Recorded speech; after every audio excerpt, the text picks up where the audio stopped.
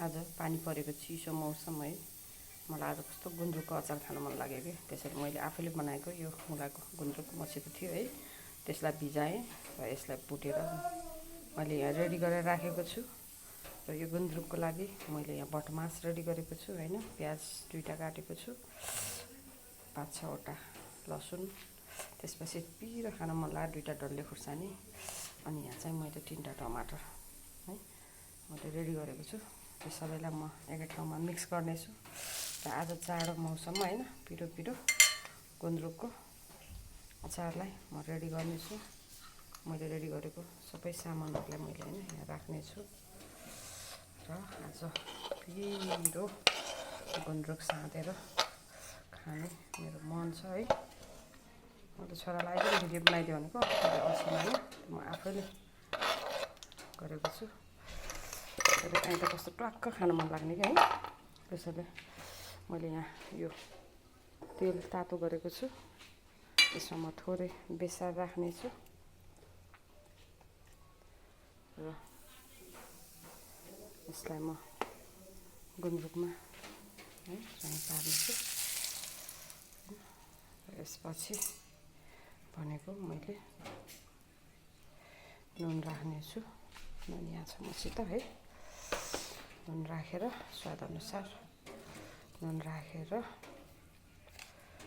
अलिकति फ्लेभरको लागि ठुलो खुर्सानी पनि है राखेको छु।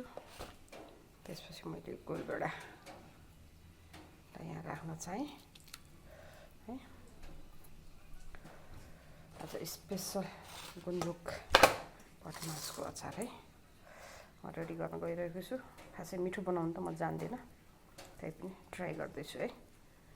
हजुरहरूलाई पनि ट्राई गर्न सक्नुहुन्छ गुन्द्रुकको अचारलाई हैन। यसरी गरेर हामी नेपालीलाई फेरि किन है गुन्द्रुक कस्तो मनपर्छ क्या, त्यही माथि पानी पर्नुपर्छ चिसो मौसममा, अझै गुन्द्रुकको झोल कति मिठो हुन्छ क्या है। मलाई नि गुन्द्रुक एकदमै मनपर्छ। हजुरहरू कतिजनालाई मनपर्छ पर्दैन। मेरो छोराछोरी चाहिँ कसैले पनि फेरि गुन्द्रुक मन पराउँदैन है। मेरो छोरीहरू, मेरो छोरा, मेरो श्रीमानलाई पनि खासै गुन्द्रुक मन पर्दैन, उहाँलाई पनि। यो अचार चाहिँ म एक्लै खानेछु आज र भोलि गरेर है। यो कसैले नि खाँदैन घरमा, म एक्लै। अलिअलि मेरो श्रीमानले चाख्नुहुन्छ होला, त्यति धेरै मन पराएर चाहिँ खाइदिनुहुन्न उहाँले। यो गोलभेडाको यो बाहिरको छिल्का बोक्रा है यसरी मैले निकालेको छु। यसपछि म गुन्द्रुकलाई सान्न गइरहेको छु है। यसरी गोलभेडालाई यसरी मिचेर यसमा मैले काटेको लसुन हालेँ, अदुवा पनि राख्नुपर्ने थियो, मेरोमा अदुवा सिद्धिएको बारीमा त थियो है, यो पानी परेर निस्कनै मन लागेन कि, त्यसैले मैले जे छ त्यसैले रेडी गरेँ।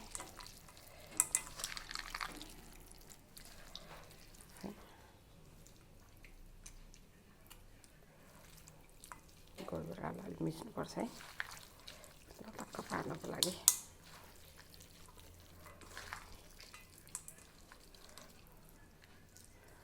फर्स्ट टाइम भिडियो बनाएको है मैले, कस्तो लाग्छ हजुरहरूले कमेन्ट गर्नु होला।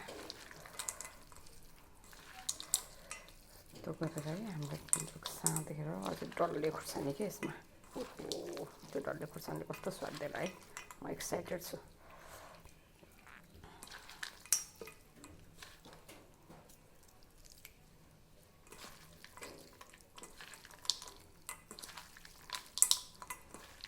अचार त मुखै रसाउने त देखियो, खाँदा चाहिँ कस्तो छ थाहा छैन है। सायद गुन्द्रुक अचार मिठै हुन्छ।